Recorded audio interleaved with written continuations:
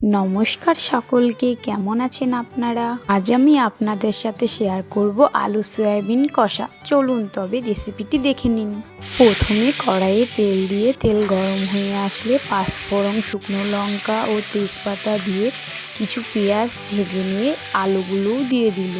এবার কিছুটা হলুদ গুঁড়োও দিয়ে সব কিছু ভালো করে মিশিয়ে নিচ্ছে। একটু ভাজা ভাজা হয়ে আসলে এবার আগে থেকে গরম জলে ভিজিয়ে রাখা সয়াবিনটি দিয়ে দিল।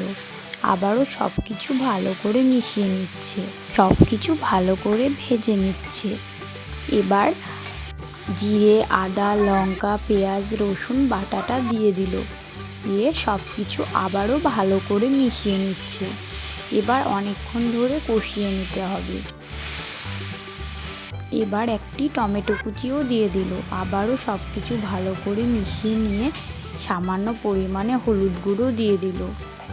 সব কিছু ভালো করে নাড়াচাড়া করার পর অনেকক্ষণ ধরে একটু কষিয়ে নিতে হবে, কারণ যতটা কষাবেন ততটাই খেতে ভালো হবে।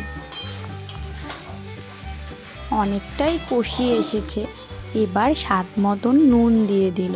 আবারও সব কিছু ভালো করে মিশিয়ে নিচ্ছে। এবার অনেকটাই কষানো হয়ে গেছে, তেল ছেড়ে এসেছে, তাই জন্য জল দিয়ে দিল। কিছুটা পরিমাণ জল দিতে হবে, যতটা প্রয়োজন, কারণ এই রেসিপিটি একটু মাখা মাখা হবে। সব কিছু নাড়াচাড়া করার পর কিছুক্ষণ পর গ্যাসটি আস্তে দিয়ে ফুটতে দেওয়ার জন্য রেখে দিল। একটু আবারও ভালো করে নাড়াচাড়া করে নিচ্ছে। এবার আগে থেকে বেটে রাখা গরম মশলা বাটাটা দিয়ে দিল, নামিয়েও নিল।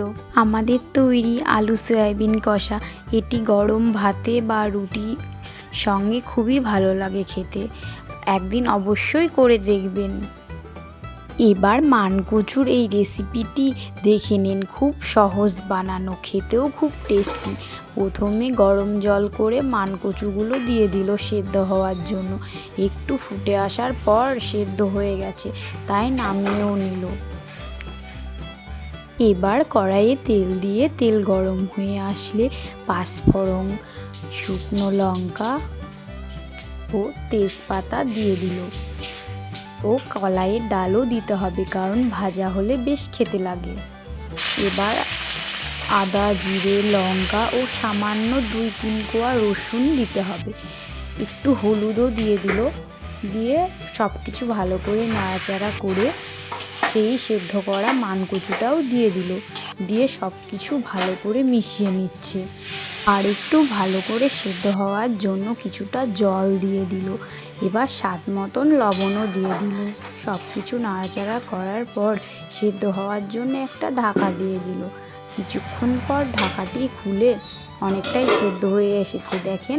দিয়ে আবারও সব কিছু ভালো করে নাড়াচাড়া করে নামিয়েও নিল। আমাদের তৈরি মানকচুর ঝাল। এই রেসিপি দুটি কেমন লাগলো অবশ্যই জানাবেন, আর ভালো লাগলে একটি লাইক ও কমেন্ট করবেন।